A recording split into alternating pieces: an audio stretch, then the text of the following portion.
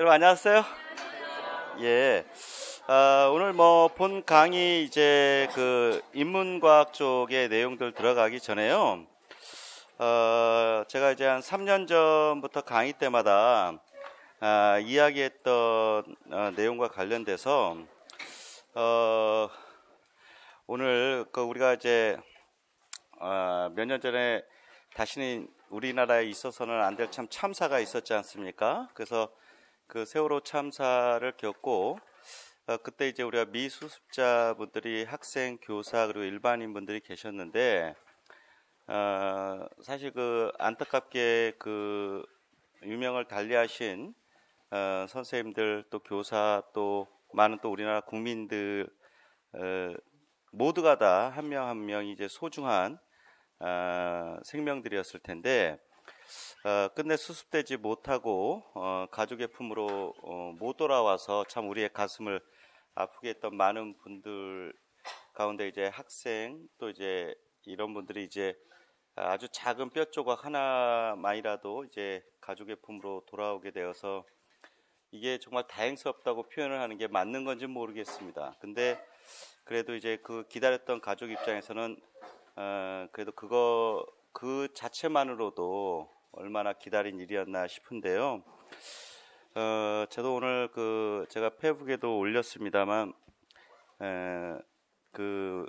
못 돌아오신 분들 중에 체육교사분이 계셨잖아요. 예, 고창석 선생님이 계셨는데 드디어 오늘 6월의 DNA 검사 결과 이제 고창석 선생님으로 이제 밝혀져서 드디어 이제 가족의 품으로 이제 뼈로 이제 돌아왔는데요. 사실 제가 그 강의하면서 만났던 분이기 때문에 제가 아주 초창기 때 그여서 너무도 이제 가슴이 아프게 기다렸었는데요. 오늘 그분이 드디어 돌아오셨거든요. 그러니까 우리가 좀 짧게나마 우리 체육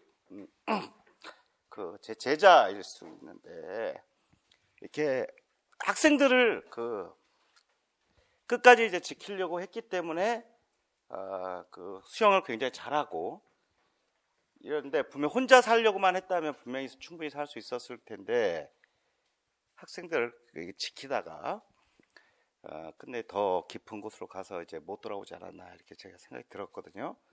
근데 이제 이렇게 돌아왔다고 하니까 너무 가슴이 아프고 속상한 마음도 있습니다. 경기도로 원래 합격을 했던 선생님이어서 제 마음이 좀 그랬었는데 그래도 이제 돌아왔으니까 우리가 좀 짧게나마 다른 모든 분들을 위해서 우리가 마음을 썼지만 단 몇 초만이라도 우리 학생들을 위해서 또 마지막 자기가 갖고 있었던 그 구명조끼까지도 벗어서 학생들을 살리려고 했다는 게 이제 생존 학생들을 통해서도 증언이 나오고 했었는데 또 그런 증언이 안 나왔어도 마땅히 그렇게 했을 뿐이라고 저는 생각이 들거든요. 그러니 그분을 위해서 또 아직은 못 돌아온 또 학생들과 또 다른 국민들을 위해서 우리가 짧게나마 묵념을 하고 좀 시작했으면 어떨까 하고 제가 좀 여러분의 귀한 시간을 아주 짧은 시간이나마 해도 괜찮겠습니까? 예. 자, 그러면 우리 이제 하늘의 별이 된 많은 학생들과 또 학생들을 위해서 목숨을 다해서 구하려고 했던 우리 선생님을 위해서 자, 잠시 묵념.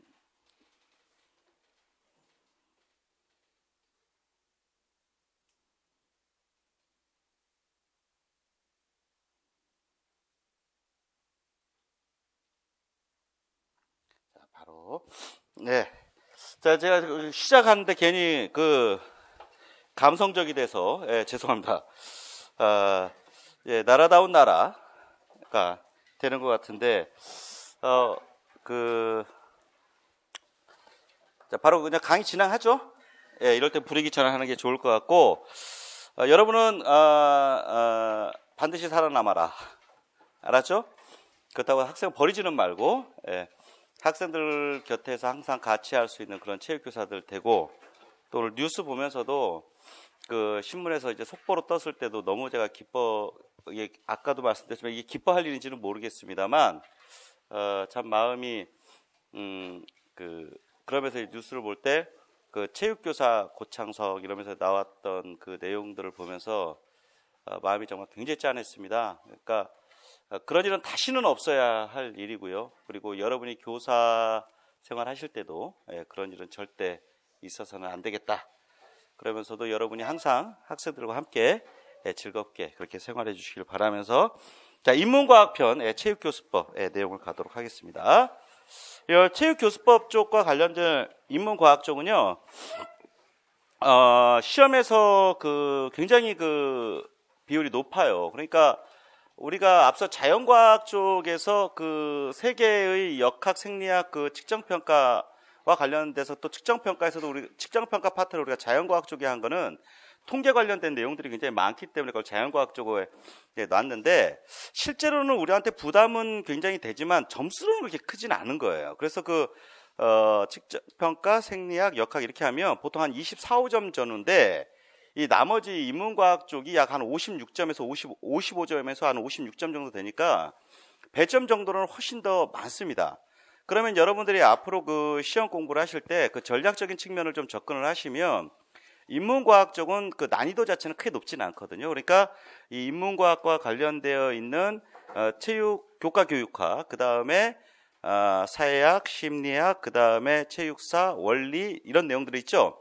이 내용들은 시간을 갖고서 자기 것으로 만들면 고득점에 굉장히 유리하다. 그 다음 우리가 교과교육학 자체로만 보면 이게 한 24점에서 25점 정도 배점 되는데 보통 합격생들이 20점 넘거든요. 그만큼 교과교육학은 잘 준비하면 충분히 여러분한테 고득점을 줄 수가 있는데요. 그리고 어디서 나올지 같은 경우가 좀 예상이 되고 또 심지어는 그 자체 내용들이 답이 자기가 좀 느낌이 안 오더라도 공부했던 체육교수법적 내용을 적용을 하면 부분 점수를 받을 가능성이 굉장히 높은 쪽이니까 여러분이 이 체육교수법을 비롯한 이 교과교육학 쪽과 관련되어 있는 것들은 특히 올해 같은 경우는 2015 개정 체육과 교육과정의 강론 부분이 굉장히 강조될 가능성이 높죠. 그래서 제가 볼 때는 총론 쪽에서 한 기입형 정도 하나, 그다음 나머지 쪽은 이제 강론 쪽에서 이제 나올 것으로 보고 그러다 보면 총론에서는 역시 핵심 역량 부분이 이제 강조가 될 것이고 우리 강론에서는 이제 교과 역량이라고 하는 부분이 나오겠죠. 그죠? 그러면 이제 총론에서 얘기하는 핵심 역량 6가지가 있고 강론에서 얘기하는 교과 역량 4가지가 있는데 그와 같은 6가지의 총론에서 핵심 역량과 교과 역량 4가지를 결합을 해 가면서 그걸 교수학습 방향, 그 다음에 평가의 방향 이거랑 관련된 문제가 나온다면 이거는 보통 이제 서술형으로 나오게 될 거예요. 그러니까 점수 자체가 상당히 높은 점수가 배점이 돼서 나올 테니까 여러분이 우리 기출 문제를 보면서도 개정교육과정, 개정교육과정을 하면 예를 들면 2007에서 2009로 넘어가거나 또는 그 이전에 7차 교육과정에서 2007 개정교육과정 넘어가는 이런 시점마다 굉장히 그러니까 높은 배점이 배정되었다 이런 걸 알아야 되고요. 그 다음에 예를 들어서 내용 체계라든가 이런 부분들이 있죠. 그러니까 예를 들면 2015 개정 체육과 교육과정은 5가지의 내용 체계로 되어 있죠. 그러니까 예를 들면 영역이 있고 핵심 개념이 있고 일반화된 지식이 있고 내용 요소가 있고 기능 이렇게 있잖아요. 그러면서 이런 것들이 성취 기준이라고 하는 부분 내에서 각각의 우리가 5가지의 대영역, 과거에는 대영역이라고 불렀고 2015에서 그냥 영역 이렇게 부르거든요.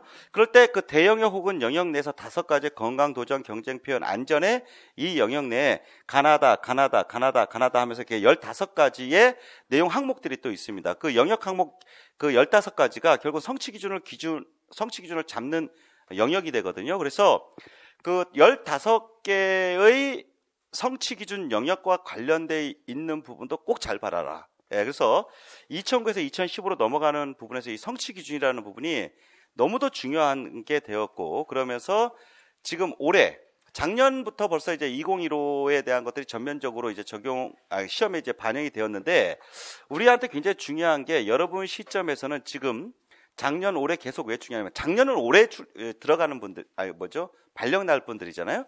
그렇게 발령 나는 분들이 결국 뭐냐면 학교에 2015 교육과정과 2009 교육과정이 같이 상치되는 같이 나오는 시기예요. 그건 여러분도 마찬가지거든요. 그러니까 내년 같은 경우가 예를 들면 중학교 1학년과 중학교 2, 3학년이 각각 다른 교육과정을 하고 있기 때문에 이 교육과정을 적용하는 단계, 그것을 뭐 학년협의회라든가 교과협의회에 내서 1학년은 어떻게 가르쳐야 될까요? 또는 2학년은 어떻게 가르쳐야 할까요? 뭐 이런 내용들이 나오다 보면 그것들을 대화로 풀거나 교육과정의 어떤 계획표, 뭐 1학기 때는 뭘 가르치다, 2학기 때는 뭐 가르치다. 그때 1학기 때 5가지의 신체활동 가치 영역인 건강도전, 경쟁표현, 여가의 5가지 영역에서 중영역적인 측면에서 뭘 가르칠 거냐, 또는 어떤 종목을 가르칠 거냐, 이런 것들이 표라든가 대화 속에서 나올 때 학년별 교육과정이 다른 거, 그 차이점이 있는 거죠. 그것을 어떻게 적용할 것인지 차이점을 꼭 봐놓으시고요. 그 다음에 기본적으로 내년 같은 경우는 1학년이 굉장히 주가 돼서 이제 우리가 시험에 나올 수가 있기 때문에 뭐가 중요하냐면 공통교육과정에서의 다뤄지는 내용 중심으로 잘 봐놔요. 그리고 선택 중심 교육과정에서는 아무래도 공통교육과정보다는 약간 출제에서 약간 후순입니다. 그러니까 이게 뭐 고등학교는 중요하지 않다, 이것이 아니라 여러분들이 교직에 발령받을 때 실제로 중학교에 많이 발령받거든요. 그렇기 때문에 공통교육과정으로서의 중학교의 2015 개정교육과정 내용 잘 봐놓으셔야 되고, 고등학교의 선택중심 교육과정으로 넘어갔을 때 고 1, 2, 3의 내용 가운데서는 출제위원들께서 내려고 한다 하면 제일 큰 거부터 내요. 그러니까 아주 소소한 마이너한 문제를 콱 쳐고 여러분들을 기분 나쁘게 하고 이렇게 하지 않고, 예를 들면 아주 편하게 선택중심 교육과정이라는 이 명칭 있죠. 그거부터 출발을 하는 거예요. 그러면서 이 선택 중심 교육 과정에 두 개의 선택이 있죠. 무슨 선택, 무슨 선택? 일반 선택과 진로 선택이 있죠. 그렇게 일반 선택이 있다, 진로 선택이 있다. 그다음 또 일반 선택에 우리 책에 2과목이 있고 진로 선택에 책에 2과목이 있죠. 이런 식으로 순차적으로 들어가요. 그러니까 그렇게 좀 약간 고등학교의 선택 중심 교육 과정은 좀 큰 틀만 좀 중심으로 해서 봐놓으시고, 공통 교육 과정에서는 예를 들면 우리가 지금 내용, 그 교육과정 자체의 내용으로 보면 한 4개의 영역으로 되어 있거든요. 그러니까 성격, 목표하면서 쭉 해서 나중에 평가까지 4개가 되어 있는데, 그 하위에 있는 내용들은 정말 잘 봐놔야 된다. 너무너무 중요하다. 그래서 이 부분은 올해 시험에서 합격의 향배를 가를 수 있는 파트다. 그러므로 여러분이 딴 건 몰라도 시간을 계속 내갖고 2015 개정교육과정에서의 공통교육과정 내용을 수시로 좀 봐놓으시길 바라고요. 그러면서 그 준비하는 과정에서 2015를 중심으로 해서 2009와 뭐가 차이점이 있는지 이것만 봐놓으세요. 그러다 보면 이렇게 되겠죠. 만약에 어떤 교육과정 상에 여러분들이 몇 학년은 이게 2009가 적용된다, 몇 학년은 예를 들면 2015가 적용된다, 이렇게 알 수 있잖아요. 그러다 보면 2015 중심으로 이해해놓고 암기해놓으면 이 학년은 2015가 적용돼야 되는데 2015의 적용 내 내용책이랑 다른 뭐가 있네? 그럼 이건 잘못된 거잖아요. 그리고 분명히 찾아서 수정하라 그러면 뭘로 하냐면 2015 내용으로 수정하라고 해요. 왜냐하면 이제는 앞으로 여러분들이 발령 나가서 계속 2015 중심으로 지도해야 될 분들이기 때문에 수정해서 제시할 내용을 2009 과거의 것을 찾아갖고 그걸 찾아라는 문제를 내는 게 아니라 2015의 적용연도 학생들한테 2009의 내용을 해놓고 그것들을 2015에 있는 내용으로 올바르게 바꾸는 이런 문제로 나올 거라는 겁니다. 그러니까 2015와 관련되어 있는 부분을 정말 잘 봐놔라. 출제원들이 그런 의도로 하는 것은 여러분이 2015 중심으로 앞으로 학생들을 쭉 지도하게 될 교사들이기 때문에. 알았죠? 그러니까 그걸 꼭 잡으면서 이제 우리가 체육교수법부터 시작을 해갔고요. 교과 교육학 쪽에서 다루고 있는 중요한 기출문제들이 통해서 답 자체만이 중요한 것이 아니라 요렇다면 요런 것들이 내가 앞으로 체육교수법의 교수이론 쪽이라든가 이런 것들을 배울 때 요런 것들이 응용된 요런 문제가 나오겠구나. 또 나중에 이제 우리가 교육과정 쪽은 이제 교수법 끝나고 나서 뒤에 이제 교육 과정 쪽이 있는데 교수법도 그거랑 다 연결되니까요. 그렇게 하다 보면 내가 시험 봐야 할 2015 쪽에서는 요런 문제가 이렇게 나오겠구나. 그러니까 예를 들어서 2009의 교수학습의 방향 요러한 것을 이렇게 응용해서 냈다면 2015 쪽에서 교수학습 방향이 한 6가지가 나오는데 이런 것들은 이렇게 나오겠구나. 그러니까 예를 들면 역량 함양과 관련되어 있는 내용을 묻는다면 아마 예시가 이렇게 나오겠구나. 자기도적 이런 내용이 나오면 이런 식으로 나오겠구나. 이런 식으로 여러분이 잘 알아놔야 돼요. 알았죠? 자, 그러면 1번 문제를 한번 보시도록 하죠. 그러면서 이 내용 가운데 좀 그 양이 많은 논술형 문항이라든가 이런 것들이 많아서 여러분한테 답안을 좀 같이 제시해 드렸거든요. 그러니까 이 답안도 여러분이 같이 보시면서 이 문제에 대한 답안 형태를 어떻게 가져가야 될 것인지 이런 것도 한번 보고 가도록 하겠습니다. 자, 1번 문제는 2017년도에 출제된 문제라서 2017학년도에 시험 문제에 대한 기출 해설에서도 이미 다루어지긴 했는데요. 그래도 우리 한번 보시면 지금 이 문제를 배점이 몇 점이죠? 10점이라고 했고요. 작성 방법부터 먼저 보면 이게 논술형 답안입니다. 논술형 문제여서 이 안에 보면은 우리가 알고 있는 구조 점수가 나와 있어요. 그래갖고 우리가 일반적으로는 뭐 문항 구성 점수다 이런 식으로 이야기를 하는데 결국 구성 자체를 잘 했느냐. 그래서 과거의 논술에 우리 전공틀 내에서는 본론만 쓰는 것 중심으로 시험 문제가 많이 출제가 됐다면 작년부터는 아예 구성 혹은 조직 점수와 관련돼 있어 2점짜리가 배점이 돼갔고요. 왜 이게 나왔냐면은 작년, 재작년에 논술 문항을 하고 난 다음에 우리 수험생들이 도대체 이 채점 기준 내에서 문항 구성 점수가 있느냐 없느냐.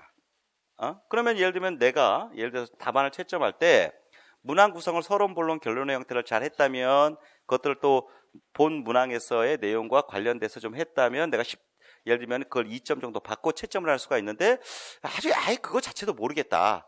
그런 어떤 의견들이 많이 올라갔었거든요. 그리고 실제로 그 시험이 끝나고 나서 문항에 대한 이의제기 신청 기간이 한 이틀 정도 되는데 그때 많은 그런 의견들이 올라가서 아예 문제 자체에 여러분 이 논술 문제에는 문항 구성 점수가 있습니다. 대신 또 이런 것들은 이렇게 작성해 주세요 하고 친절하게 넣어버린 거예요. 그래서 거기 보면 서론, 본론, 결론의 형식을 갖춰라라고 기본적으로 되어 있죠.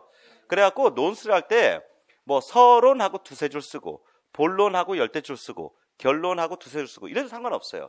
그러니까 서론, 본론, 결론이라는 거 그 앞에 써도 전혀 문제가 없습니다. 유치하다고 생각하지 않아요. 충분히 그렇게 쓸 수 있습니다. 그리고 또 만약 서론, 본론, 결론이라는 말을 써지지 않는다면 그냥 도입부의 첫 패러그래프는 서론으로 인정을 하고요.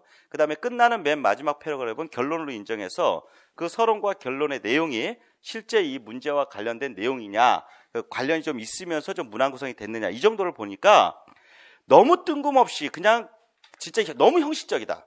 그러니까 예를 들면 문항에 대해서 답을 쓰면 다음과 같다. 그냥 뭐 이런 식으로 써버리면 문항에 대한 관련성이 전혀 떨어져 버리잖아요. 그런데 예를 들면 본지에서 제시하고 있는 문제에서 주로 다루고 있는 내용은 뭐와 관련되어 있는 내용인데 본지에서 제시하고 있는 여러 답안들에 대해서 학교 현장의 적용 가능성을 고려하여 답안을 작성하면 다음과 같다. 뭐 이런 식으로 하나의 서론을 써서 교수법적 내용이니까 교수법과 관련돼서 현장 적용 가능성을 내가 높이고자 이 답안을 쓴다. 뭐 이런 맥락으로 서론만 해줘도 본론과 관련성이 있는 거죠. 그때 여러분한테 팁을 드리면요. 간단한 거는 여기에 이런 내용 있잖아요. 서론과 결론은 본론과 연계성을 갖도록 제시하라고 그랬죠. 그렇죠. 그러면 이 본론과 연계성을 가지려면요. 문제 보면 돼요. 그냥 문제. 예. 1하고 나오는 다음에 가는 박교사가 동작 도전 단원을 지도하며 기록한 수업 반성 일지이고 나는 전통 표현 단원에서 매칠러의 동료 교수 모형을 적용하여 작성한 단원 계획서의 일부이다. 이렇게 나왔잖아요.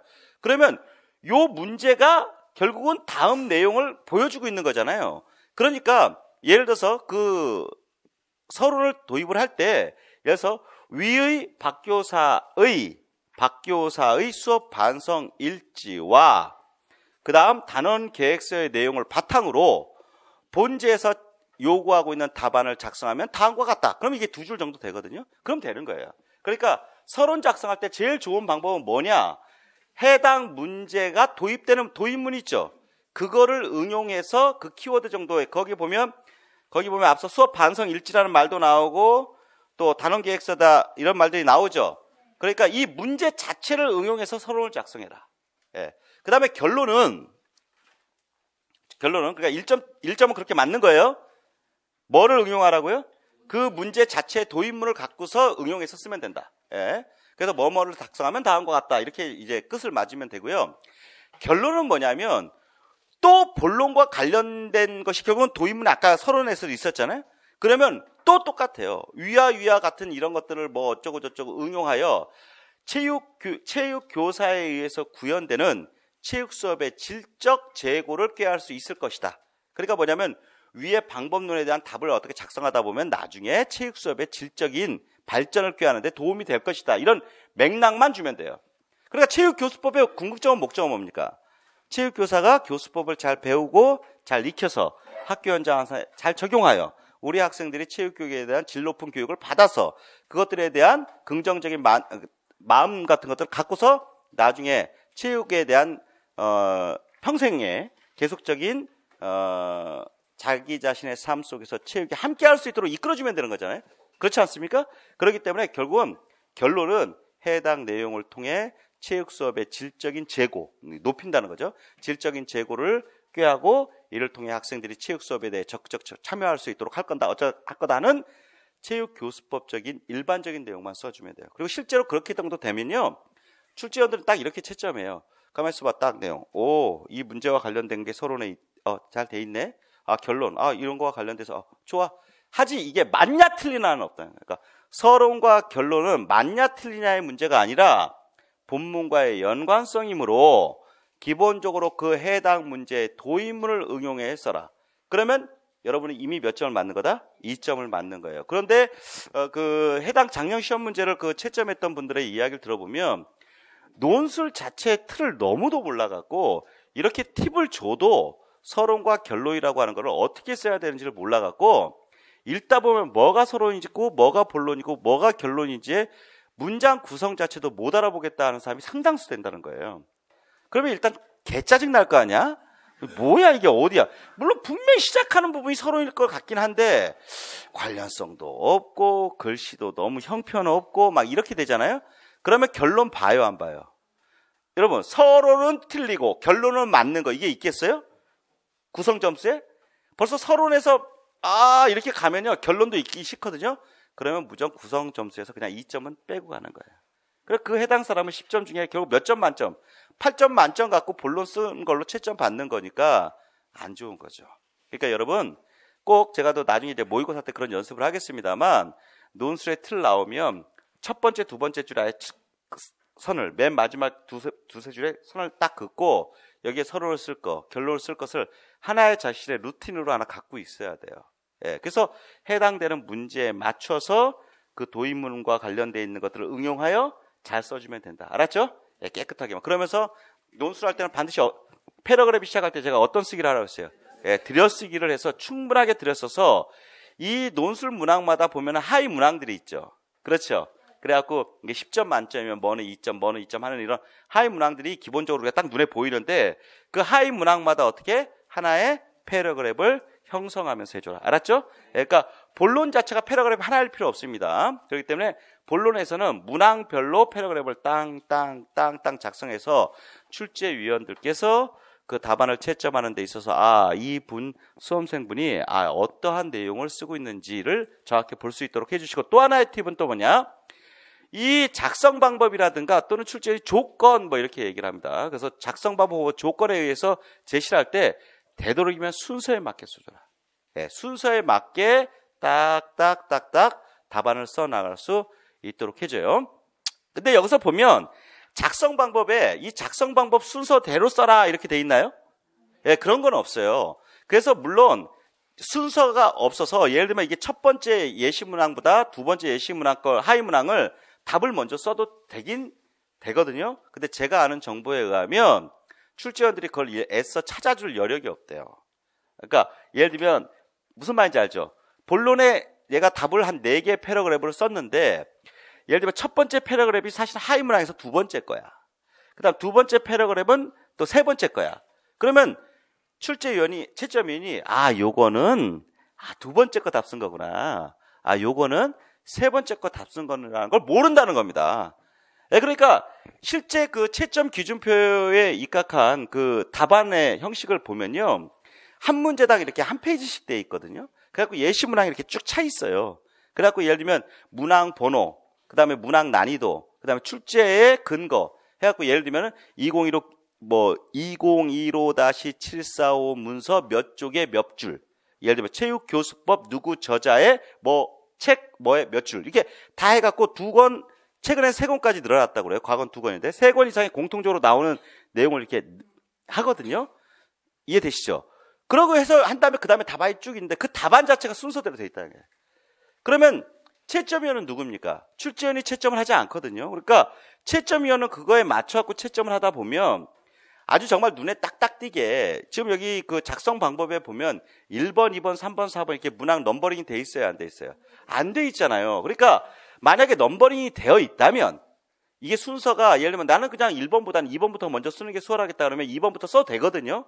그런데 이렇게 넘버링이 안 되어 있는 조건과 작성 방법 내에서는 이 하위 문항의 순서 그대로 적어주는 게 채점위원들이 실제로 이렇게 딱딱 쓰는데 채점에 도움이 되는 거예요. 그래서 여러분들 주변에 어떤 분들 보면 나는 굉장히 잘 썼다.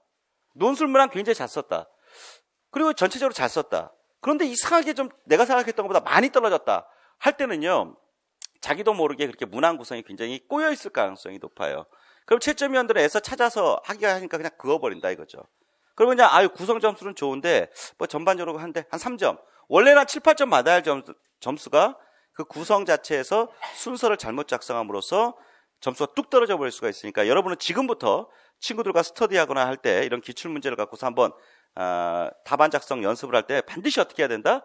문항 순서대로 답안을 작성하도록. 알았죠? 자, 내용을 한번 그럼 천천히 한번 살펴볼게요. 1. 다음에 가는 박 교사가 동작도전 단원을 지도하면 동작도전 UDT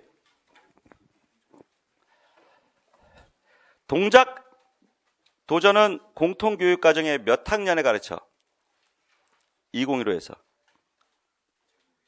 잘 모르겠습니까? 몇 학년 때 가르쳐? 그래, 요렇게 답이 나와야 되죠. 예. 그러니까 동작 도전은 중학교 1학년 때 배운다, 2학년 때 배운다가 있어요, 없어요? 없다. 그러니까 2015 개정교육과정은 결국 어떤 군의 개념 때문에, 학년군의 개념 때문에 특정 학년의 특정 중요역과 관련된 내용이 가르칠 필요가 있다, 없다? 없다 하는 걸 이제 우리가 먼저 알고 가자 이런 얘기예요. 예. 그러니까 도전 활동과 관련돼서 우리가 크게 3개의 도전 활동이 있죠. 미사일. 오늘 립스틱 발랐다 너? 오늘 너 데이트 가지? 립밤이야? 오늘 저 미사일 분을 잘 모르는 분도 있을 텐데 조심하세요. 자, 미사일 선생님. 왜 웃고 그래? 자, 2015 개정 교육과정에 의하면 도전 활동에 크게 3가지의 도전 활동이 있죠. 그죠? 뭡니까? 표적 빼고? 표적 빼고 씨발. 표적 빼고 3개. 그게 뭔데 그게? 기록 도전 또. 투기 도전 또. 이런 식으로 있죠. 그러니까 기록 도전, 무슨 도전? 투기 도전, 동작 도전에는 같은 예를 들면 뭐 같은 게 있는 거야? 하나만 얘기해봐. 체조. 투기 도전에 또 뭐가 있어? 태권도. 예를 들면 기록 도전에 100m 달리기. 이런 것들이 있는 거죠. 그러니까 이런 것들이 기본적으로 있는 거예요. 근데 이런 것들의 학년별 구분이 있다 없다? 없다. 무슨 군의 개념 때문에? 학년군의 개념 때문에 그렇다는 겁니다. 그러니까 기본적으로 그런 것들이 제가 왜 이걸 강조하냐? 이미 2007, 2009, 특히 2009에서 또 우리가 2015 넘어갈 때 굉장히 중요한 군의 개념 2가지가 있는데 그게 학년군이 있고 교과군이 있다. 그래서 그 학년군과 교과군에 대한 개념들을 정확히 잘 잡아놓으라고 했습니다. 알았죠? 자, 그러면서 다시 한번 동작도전 단어를 지도하며 기록함 수업 반성일지라고 그랬죠? 그렇죠?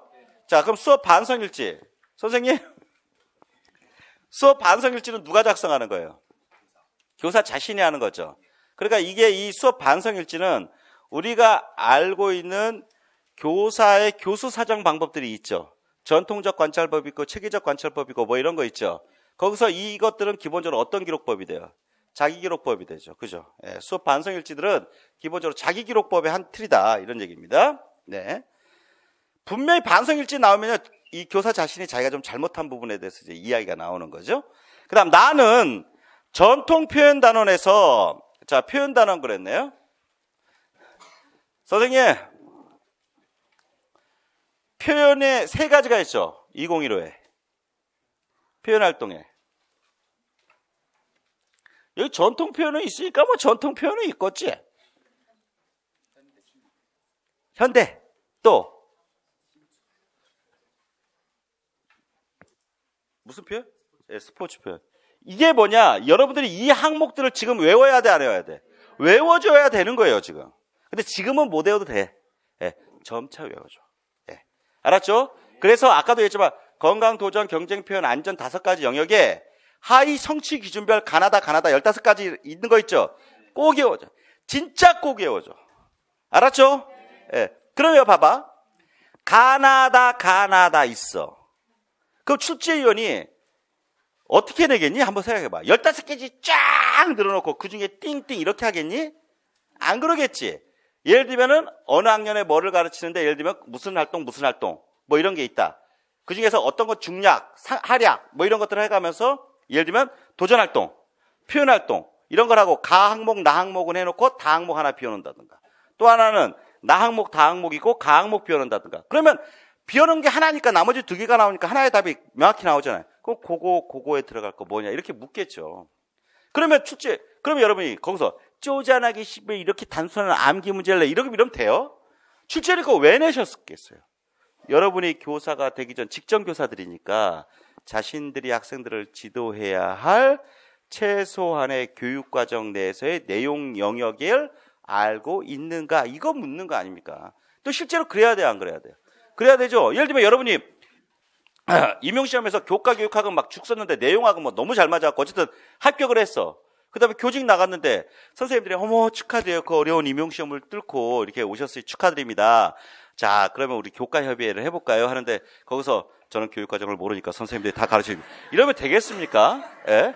그런데 아니면 여기서 여러분이 딱 가갖고 저희가 선생님 여기 1학년은 이런 교육과정이 있고 2, 3학년은 이런 교육과정이 있을 텐데 제가 이번에 그러면은 몇 학년을 맡게 될까요? 그리고 우리 협의해보면서 막 해보죠. 그럼 선생님 1학년을 이번에 좀 주로 맡아주시는 게 어떻겠어요? 예, 알겠습니다. 그럼 1학년과 관련된 2015 교육과정 내에서 가나다항에 뭐 이런 것들이 있는데 그럼 앞으로 진행하는 과정에서 저는 어떻게 하면 좋을까요? 그럼 협의를 해볼까요? 그럴 때 따다다다닥 이렇게 나와줘야지 선배들이 역시 나라가 준비된 대통령이 오니까 교사도 준비된 교사가 오는구나. 뭐 이런 느낌이 올 거 아닙니까? 그렇죠?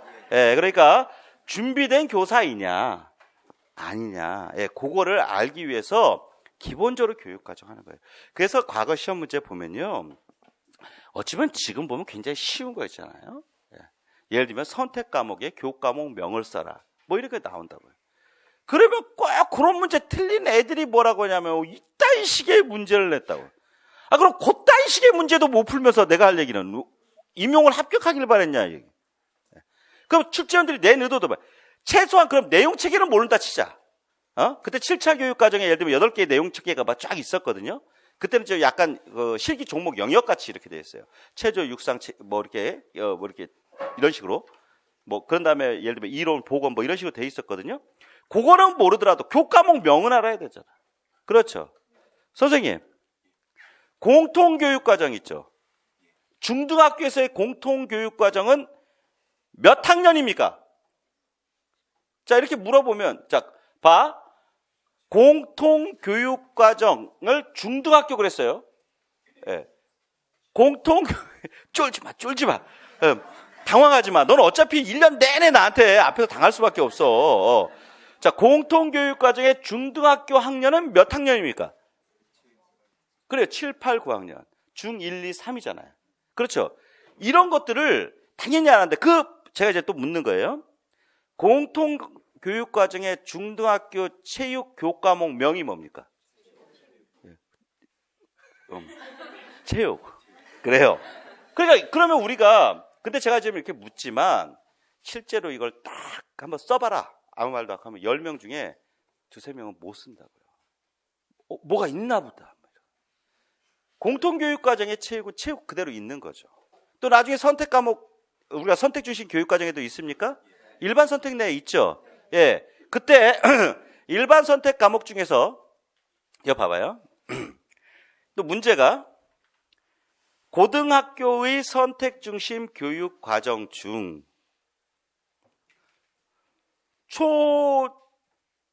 초등학교, 중학교의 체육의 내용 체계와 동일하여 일관성을 갖추고 있는 교과목 명을 써라. 그래, 그때 체육이라고. 예. 그게 예를 들면 선택 중심 교육과정에서 신설된 교과목 명이 체육인데 그 체육이 그 이전에 초등학교 3, 4학년군, 5, 6학년군, 중 1, 2, 3학년군의 체육에서의 건강, 도전, 경쟁, 표현, 안전의 5개 영역이 그대로 연결되는 거라고요. 그래서 일관성을 유지하고 있다. 이렇게 얘기하거든요. 그러니까 문제가 그렇게 응용돼서 나왔을 때 우리가 답을 나중에 답 보면 이걸 틀렸네 막 이럴 수 있지만 그것을 묻는 의도는 너무도 자명한 거다. 예, 교사가 자신이 가르쳐야 할 교과목명도 모르다니. 이걸 틀리는 사람이요, 임용고사를 뚫고 들어오지 마라. 이거죠. 근데 그걸 맞췄다? 10명 중에 8명, 9명이 맞췄다? 그러면 한두 명은 분명히 틀려요, 그런 거. 그러면은 난이도로 보면 가장 낮은 수준의 난이도이면서 기본부터 가는 거예요. 그래서 그런 거 1점 뭐 이렇게 가는 거죠. 근데 이제 이런 것들 교사학습의 방향을 응용해서 내는 건 4.5점 이렇게 높아져 가는 거죠. 그러니까 아주 기본적인 거. 예, 아주 기본적인 거. 뭐, 출제원들이 과거에는 그런 것도 내려고 그랬답니다. 뭐, 교육과정 문서에서 다음에 뭐 이런 거 있죠. 내용을 딱 제시하고 이것의 교육과정 문서 번호 뭐 이런 것도 내려고 그래요. 예. 근데, 내려고 얘기는 했대. 근데 이거가 번호의 문서 번호를 안다는 것이 무슨 의미가 있냐. 그걸 주장한 분은 리젝트. 안 되고, 어떤 분은 교과목명을 내는 거 어떻습니까? 교과목명 너무 쉽지 않아요? 그때 그분이, 아니, 체육교사가 공통교육과정이라, 그 당시에는 선택교육과정이라고 하는데, 선택교육과정에서 교과목명도 모른다면 되겠습니까? 강하게 이제 눈을 확 부라리면서 하니까, 좋소. 옳은 얘기인 것 같소. 그렇게 내는 거예요. 예. 그러니까 여러분들이 너무 깊게 들어가지 마시고, 기본적인 것부터. 예. 기본적인 걸 틀리고, 어려운 거를 맞출 수 있다? 에이. 나는 기입형 10문제 다 날리고 나머지에서 승부를 하겠다? 에이. 기입형 다 날리고 나중에 서술형 다 못 맞죠? 그죠? 그러니까 지금부터 기초. 그러니까 우리가 지금 교과교육학 처음 들어가는데 진도가 중요한 것이 아니라 뭐가 앞으로 공부할 때 중요한지를 잘 알아야 된다. 그래서 내가 질문을 막 던질 테니까 여러분들 그에 맞춰 답을 해요. 이제는 5월 됐기 때문에 답을 할 줄 알아야 돼요. 1월 달에는 답 안 해도 너는 임용이 준비가 된 사람이냐 안 된 사람 이런 얘기를 할 필요가 없었지만 5월 정도 되면 이제 그 정도는 답이 좀 나와요. 이 정도는 나와야 돼요. 이분 안 나오는데 요 정도 나와야 돼. 근데 만약 눈빛이 그냥 뭐 이런 거 있잖아요. 때려 이 새끼야. 나 몰라. 이런 표정은 안 돼요. 그거 하는데 잘 떠오르진 않아. 요 정도는 괜찮아요. 근데 또 팍 튀어나오면 더 좋은 거고요. 그러니까 자꾸 던질 테니까 여러분은 그거에 맞춰서 또 김용호 선생님이 어차피 나 안 때릴 거야. 또 뭐 욕 안 할 거야 한다고 해서 대충 그냥 눈빛만 계속 이것만 연습하고 이러지 마시고 자꾸 자기 안에 있는 걸 자꾸 끌어내봐요. 자, 그러면서 나 전통 표현 단원에서 다시 맷질러에 했어요. 맷질러에 어이 48kg 맷질러의 수업 모형이 모두 몇 가지가 있어요? 그래요, 8가지가 있어요. 순서는 상관없이 자기가 편한 대로 8가지만 얘기해봐요. 직접 교수, 동료 교수, 협동학습, 스포츠 교육 모형, 전술 게임 모형, TPSR, 탐구 수업 모형. 뭐 중간에 하나 순서상 확 건너뛰긴 했지만 하나. 그러게 개별화. 그죠? 그 8개가 일단 떠올라야 돼. 그러니까 뭐 매칠러 수업 모형 하면 그 다음에 뭐 그 하부에 막 그냥 막 주도성 프로파일 막 해갖고 막 7개씩 막 이렇게 안 떠올라야 돼요. 근데 최소한은요, 모형의 명칭은 나와야죠. 그렇죠? 예. 자, 그럼 매칠러의 그 8개 모형 가운데 동료 교수 모형 나왔어요. 여기는 지정석이냐? 야. 선생님, 동료 교수 모형 하면은 어떤 스타일이 떠올라야 돼? 그렇죠. 이렇게 조건반사적으로 떠올라야 돼. 자, 그러면 어떤 평가가 떠올라야 돼? 그래, 동료 평가가 떠올라야 돼. 그러면 이 동료 교수 모형에 가장 큰 영향을 준 거는 어떤 모형이야? 예, 직접 교수 모형이죠. 그러면 동료 교수 모형은 궁극적으로는 개인 교사의 능력을 키우려는 거예요? 아니면 학습자인 실행자의 능력을 키우려는 거예요? 그래요. 목적은 실행자의 능력을 키우려는 거예요. 실행자의 심동적의 발달 이끌기 위해서 몇 대 몇의 관계를 만들어줘? 1대1의 관계를 만들어줘. 그래서 교사의 역할을 대리할 대리교사, 개인교사가 가르쳐주는 거. 그것을 우리는 상호학습형사에서는 옵저버라고 하는 관찰자라고 얘기를 했고, 이쪽에 그 동료교수모에서는 튜터라고 하는, 예를 들면은, 대리교사 또는 개인교사를 이야기를 했던 거죠. 똑같은 겁니다. 예. 그럴 때 실행자의 학습력의 1순위는 뭐였지? 실행자. 심동적 영역. 그때 이 학생을 지도해 주게 되는 관찰자 혹은 개인교사, 대리교사는 인지적 영역. 근데 이 두 개의 역할이 고정돼 있어 변하죠. 계속 교대가 되죠. 그죠? 둘이 교대할 수도 있고 딴 사람들과 계속 상호 교대할 수도 있고 뭐 이런 내용이 이제 나오게 되는 거죠. 그때 이 교대되는 과정에서 어떤 영역이 발달할게? 정의적 영역이 발달하겠죠. 그러면 제가 질문한 이 내용이요. 이 단어를 딱 보는 순간 훅 하고 지나가야 되는 거예요. 예. 동료 교수 뭐예요? 그러면 갑자기 이렇게 트라이애드 삼각형이 딱 그려지면서 하고 교사는 예를 들면 누구한테만 정보를 준다? 예, 대리교사의 관찰자에게만 주고 얘한테는 안 주는 거죠. 그렇죠? 그때 대부분 요 대리교사가 교사랑 상호작용을 할 때 뭐의 형태로 한다? 질문의 형태로 한다. 교사가 왜 그럴까? 지금 실행자인 용호가 왜 저렇게 무릎이 잘 펴지지 않을까? 이렇게 질문의 형태를 통해서 그러면 질문의 형태를 하는 것은 학습력에게 뭐 어떤 영역을 깨해 주려고 하는 거다. 발달을 그렇죠. 인지적 영역을 발달을 깨하려고 이런 것들이 우리가 아는 게 확 하고 순간적으로 쫙 지나가야 돼요. 예. 근데 지금 보면 그렇게 안 될 거야. 예를 들면 우리가 여러분들 1월 달부터 공부했다고 제가 전제라고 말씀드리면 아직은 안 되지? 그지? 근데 점점 그렇게 돼 안 돼? 돼요. 그러려면 어떻게 해야 돼? 많이 반복하고 열심히 하는 수밖에 없죠. 예. 그러니까 처음 내용 잡을 때 느리더라도 정확하게 잡아놓고 5개념보다 올바른 개념을 잘 잡아놓고 그것들을 반복하다 보면 빨라지잖아요. 그러니까 예를 들면 우리가 운동 스킬 배울 때도 처음에는 좀 느리게 배우잖아요. 그렇지만 나중에 점차적으로 어떻게 돼요? 예, 내가 의식하지 않아도 굉장히 빨라지죠. 그것은 역시 반복 연습밖에 없잖아요. 그렇죠? 또 효과적으로 뭐가 중요한지를 처음에 알고 배운다면 보다 잘 배울 거고 그 잘 배운 동작들을 보다 반복 연습을 많이 하면 더 빨라지잖아요. 똑같죠? 공부한 내용도 그렇습니다. 그러니까 8가지의 모형들이 툭 던지면 뭐가 탁 나와야 돼.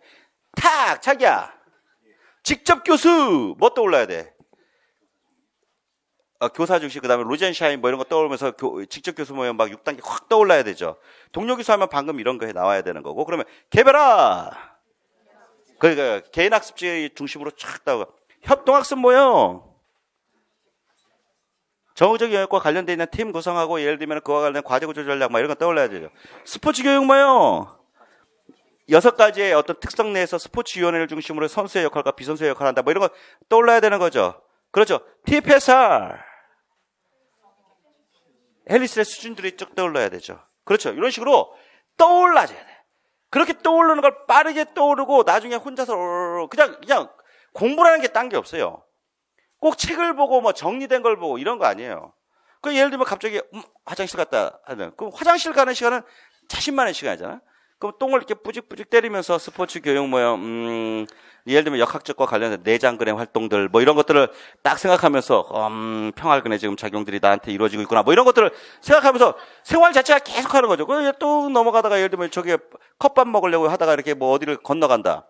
근데 예를 들면 남들과 딱 하고 있는데 갑자기 저렇게 파란색 불이 탁 튀어나온다. 반응 시간과 관련돼서 나는 지금 여러 가지 반응 가운데서 변별 반응 시간이 굉장히 남들보다 빠르구나. 예, 그러면서 예를 들면 거기서 예를 들면 어느 계단 정도로 하나둘씩 올라간다. 아, 나의 운동량과 관련된 것들에 예를 들면 속도의 변화가 나타나는구나. 뭐 이런 것들을 계속 생각하는 거예요. 그러니까 임용폐인이라는 게 딴 거 없는 겁니다.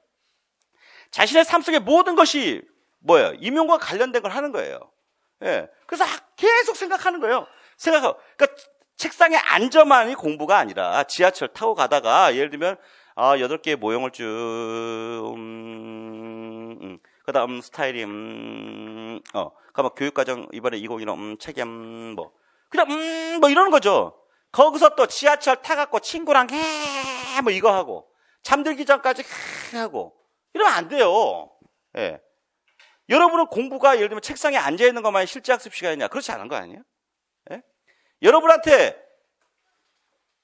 일주일은 7일이죠. 월, 화, 수, 목, 금, 금, 금. 여러분한테는 토요일, 일요일이 없어요.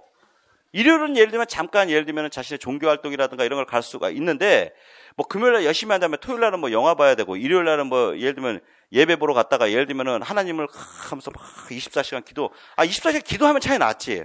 딴 거 하는 거 아니야. 그러니까 여러분한테는 월, 화, 수, 목, 금, 금, 금이다. 예, 나한테 주말은 없다. 그리고 자기 자신한테 주말은 어떤 시간이다. 주중에 정말로 학원 강의 듣거나 뭐나 이렇게 바쁘게 한 거를 잘 정리할 수 있는 시간이다. 이렇게 생각하면서 순간순간을 계속 공부로 연결시켜라. 알았죠? 지금 딱 2줄 했어요. 우리 진도 씨. 40분인데 진도 둘. 눈물 찔찔 흘리고 뭐 하고 한 다음에 딱 40분 딱 두 줄 했어. 그러니까 제 강의의 특성은 이런 거니까 지금이라도 환불해서 가실 분들은 네, 가셔도 됩니다. 네, 자, 중요한 거. 자, 매찔러 이제 이 문제 자체는 동료 교수 모형이에요. 그러니까 동료 교수 모형은 앞서도 있던 상황 수평 스타일 떠올라야 되는 거고, 그 다음에 대리교사와 실행자의 역할적인 측면 나와야 되는 거고, 이제 머릿속에 떠올랐겠죠? 그래서 작성한 단원 계획서의 일부래요. 근데 이제 나중에 이제 문제를 보면은 이제 동료 교수 모형에 입각하여 수업이 좀 잘 못된 케이스, 뭐 이런 것들이 이제 나오겠죠? 그러니까 작성 방법에 따라 논술 하시오 그랬어요. 그러니까 아주 철저하게 교수법 쪽에서의 논술 문제입니다. 박 교사 이제 수업 반성일지를 보면요. 2016년 001. 그러니까 17년도, 그러니까 2017 학년도 기출문제니까 이때 2016년이라고 하는 연도 표시를 했네요. 그러면서 마루 운동은, 자, 선생님, 마루 운동은 무슨 도전이야? 저 맨 윗줄 봐봐요. 동작 도전 이렇게 써 있죠? 예. 그러니까는 순간적으로 얼지 마세요. 예. 자기, 마루 운동은 무슨 도전이야? 그래. 그럼 띠임틀은? 동작 도전? 철봉은요? 예, 다. 예. 그러니까 또 뭐 내가 막 인상 쓴다고 자신의 주관을 또 죽이지 마세요. 동작이 아닌가요? 뭐 이러지 마시고. 그러니까 지금 기본적으로 이제 체조 종목이라고 우리가 많이 알고 있는 것, 예, 이런 것들이 다 이제 동작 도전인데, 이제 아무래도 이 수업에서 박 교사는 이제 마루 운동이라는 걸 했나 봐요.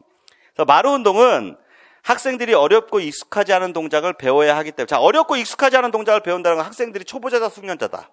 초보자다. 그러면 이런 초보자들에게는 뭐라고 얘기하냐면 교사의 세심한 지도가 필요하다고 그랬죠? 세심한 지도 밑줄 치고 과제 연습적인 측면에서 어떤 연습을 해야 된다? 예, 지도 감독된 과제 연습 형태를 해야 된다는 거죠. 초보자에게는 뭐라고요? 지도 감독된 과제 연습. 그거 우리 잘 알고 있죠? 모르는 척 하지 마. 알고 있죠? 지도 감독된 과제 연습 다음에 뭐로 가요? 개별적 과제 연습으로 가는 거 알죠? 예, 혹시나 뭐 2개월 동안 너무 이제 역학과 생략에 늪에 빠져갖고 선생님 저는 교과 교육학을 공부한 기억이 없습니다. 이렇게 나오면 안 되고요. 자, 중요한 거, 자, 과제 연습과 관련돼서 얘기하는데 이 과제 연습과 관련된 건 보통 링크들이 많이 얘기하는 내용이에요. 근데 이거를 봐봐요. 시험 문제에 보면 이 문제도 앞서 도입문에 매찔러 이렇게 했죠. 그다음에 또 나중에 기출문제 뒤에 보면 예를 들면 스탠탑의 어떠한 피드백 분류에 뭐 하면 또는 뭐 누구의 뭐 하면 이렇게 나오거든요. 근데 그거는 그 사람이 주장한 게 아니에요.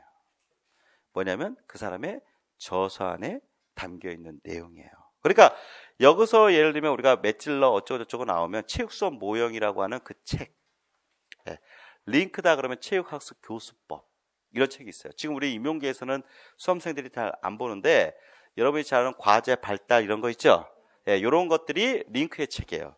그런 것들이 또 아마 여러분들이 이제 주변에서 작년에 출제 들어갔던 뭐 출제위원께서 어떤 책을 냈다 그래서 체육 교수 이론을 사야겠다 뭐 하고 막 이렇게 공부할 거예요. 근데 그게 우리 1권 있죠? 2권 체육 교수 1권에 보면 체육 교수법 있죠? 거기에 보면 체육 교수 이론 뭐 이런 거 있죠? 그게 그 책이에요. 예. 알았죠?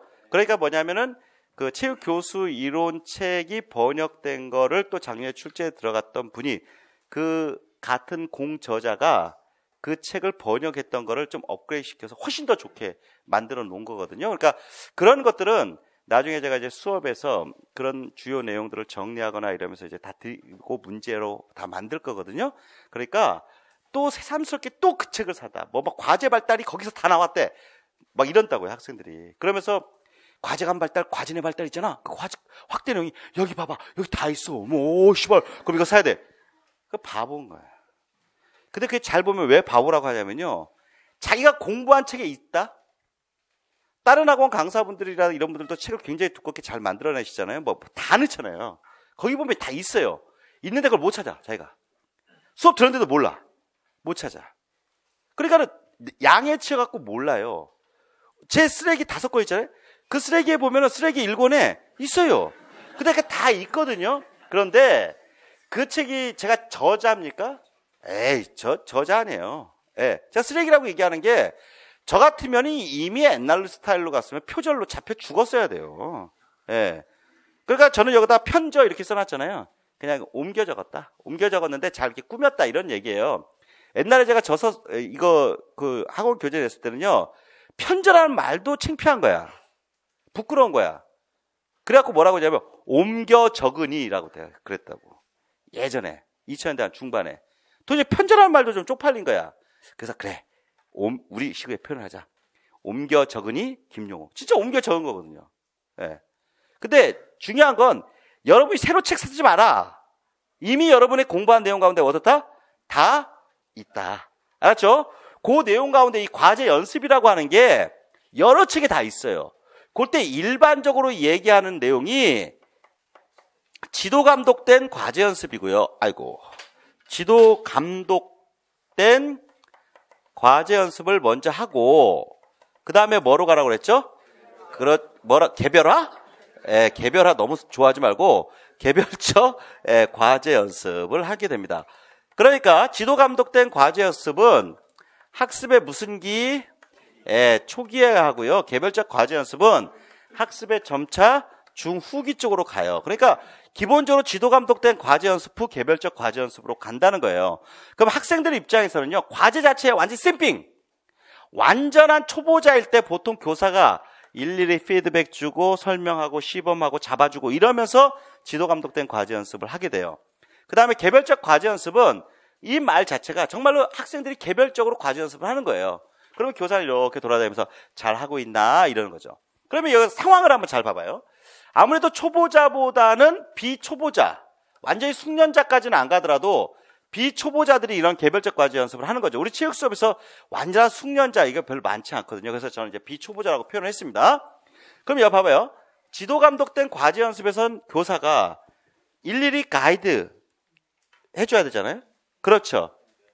그러니까 그렇게 지도하고 잡아주고 이러다 보면 한 명 한 명이 연습할 시간은 상대적으로 어떨까요? 적겠죠. 그러니까 처음에는 교사가 일일이 잡아주니까 학생들의 실제 학습 시간은 많아요, 적어요? 적죠. 어쩔 수 없이. 잘 못하니까. 그래! 체육 수업에서는 효과적 수업에서 실제 학습 시간 ALTP가 많을수록 학생들의 학습 성취도가 높아지니까 얘들아! 예를 들어서 핸드스프링 하루에 오늘 수업 45분 동안 50번씩 개인당 하는 걸 목표로 해서 하자. 분명히 수업 끝나고 나서 서너 명은 발목 나가갖고 선생님 119 불러주세요 막 이럴 거예요. 초보자 때는 그렇게 못하거든요. 그러니까 그때는 하나하나 잡아주고 그래서 학생들이 이제 어느 정도 자세들도 나오고 어느 정도 이제 교사가 잡아주는 가운데서 자기 폼을 잡을 수 있으면 자 여러분 이제 우리 마루운동에서의 손짚고 앞돌기 수업이 이제 5차시가 되었는데 이제 여러분들이 전체적으로 어떻게 해야 될지 동작들을 다 이해하고 하니까 자 선생님 보면 여기 5개의 매트가 있는 게 보이시죠? 여기서 여러분들 가운데 아직도 조금 좀 자신의 동작을 좀 잡았으면 좋겠다 하는 분은 제 1번 매트로 가시면 선생님이 거기서 여러분의 동작을 잡도록 하겠습니다. 그 다음 2번, 3번, 4번, 5번 매트에서는 여러분들이 각자 이제 최대한 많은 횟수를 할 수 있도록 그러면서도 안전에 유의하면서 할 수 있도록 합시다 하면서 1번 매트에서는 여전히 교사는 지도 감독된 과제 연습을 할 수가 있죠. 왜요? 학생들이 초보자 수준 아직 못 벗어나니까.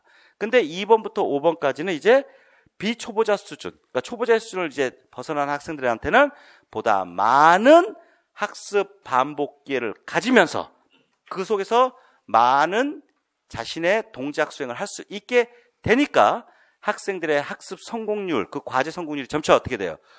증가하게 되면서 무슨 시간이 증가해요?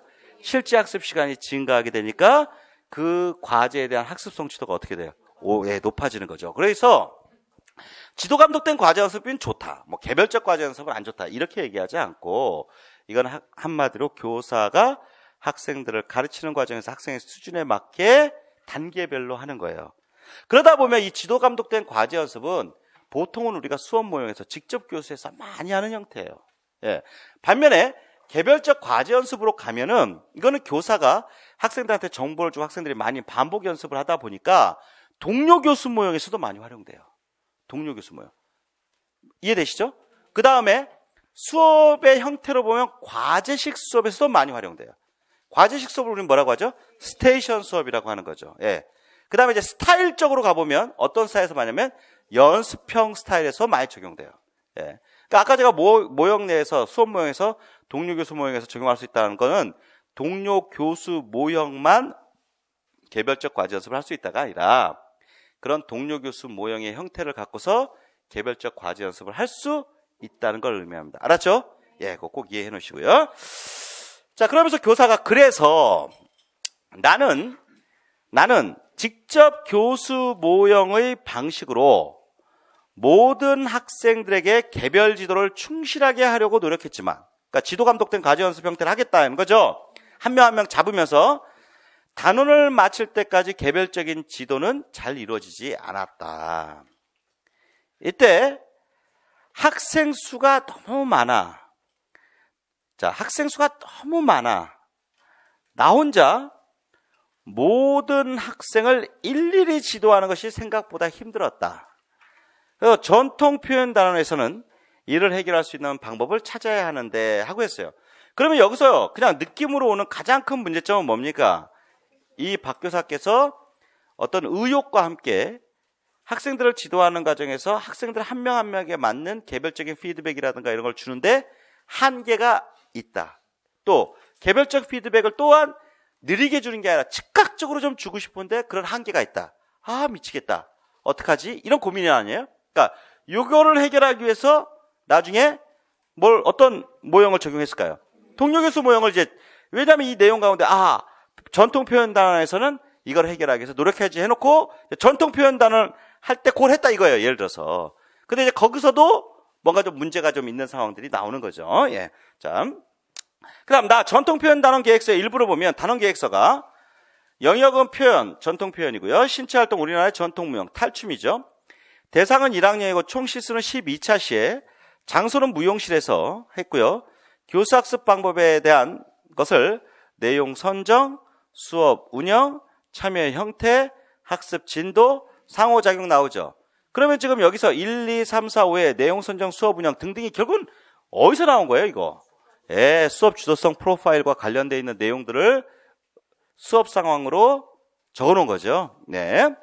거기서 보면 내용 선정을 보면 교사가 학습 내용과 평가 기준 목록을 전달하면 개인교사 즉 튜터는 학습과제의 순서를 정한다. 또 수업 운영에서 교사가 운영계획과 수업 규칙을 정하고 개인교사는 연습 장소를 정하고 학습자를 안내한다. 또 참여 형태를 보면 학생들이 개인교사 학습자의 역할을 할 수 있도록 2인 1조로 짝을 구성하며 인원이 짝수가 안 될 때는 3인 1조로 구성한다. 또 학습 진도에서 교사가 학습자의 연습 시작과 지속 시간을 결정한다. 또 상호작용에서 교사는 개인교사와 상호작용하며 개인교사와 학습자의 상호작용을 관리한다 이렇게 돼 있어요. 그러면 지금 여기서 제가 눈에 띄는 몇 가지의 잘못된 내용이 보이거든요. 그래서 이런 상황을 갖고서 이제 작성 방법에 뭐라고 했냐면 이제 두 번째 동그라미부터 보죠. 밑줄 친 기억을 해결할 수 있는 동료 교수의 모형을 제시하라. 그러니까 이 박 교사의 수업 반성일지 위에서 동작 도전과 관련되는 마루 운동 상황에서 교사가 이런 한계점, 개별적이고 즉각적인 피드백을 주면서 학생들을 개별적으로 좀 잘 지도하고 싶은데 그러지 못했던 거를 동료 교수는 어떻게 할 수가 있느냐.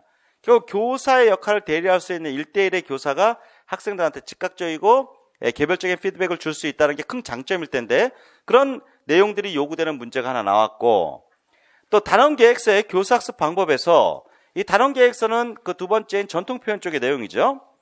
그 교사학습 방법에서 며칠 내에 동료 교수 모형의 수업 주도성 특성과 다른 두 가지를 찾아 바르게 제시하라. 예. 혹시 이 역할은 교사가 할 역할이 아니라 학생이 할 역할인데 혹시 교사가 한다고 주장하고 있지 않은가 뭐 이런 걸 찾는 거죠. 그 다음 밑줄친 니은처럼 짝을 만들 때 링크가 제시한 또래 교수, 우리가 피어 티칭이라고 하는데요. 이 또래 교수 전략에서 이 또래 교수가 여러분이 잘 아는 친구와 친구끼리 서로 도움을 주고받으면서 1대1로 이제 하는 건데요. 과제 전달 효과를 높이기에 주로 활용하는 짝 구성 방법을 쓰고 과제 전달 효과. 그 다음 모스턴의 상호학습형 스타일에서 스타일 C죠. 짝과의 의사소통 발달을 위해 수업 초기에 활용하는 짝 구성 방법과 사회적 발달을 촉진하기 위해 활용하는 짝 구성 방법을 각각 제시하라 이렇게 되어 있고요. 그 다음 밑줄친 디귿의 두 가지. 교사가 개인교사가 상호작용하는 거, 그 방식 두 가지를 수업의 주도성을 고려하여 구체적으로 제시하라 그랬어요. 그러니까 결국은 어떤 동료 교수 모형 전반적인 부분을 이해하고 이것들이 예를 들면 어떠한 장점들이 있는지를 하나의 어떤 여러 가지의 수업의 반성일지라든가 단원계획서라고 하는 특성을 갖고서 제시한 내용이라고 볼 수 있겠죠. 좀 이따 답을 한번 살펴보면서 그것들을 좀 보도록 하죠. 잠시 쉬었다 할까요? 네.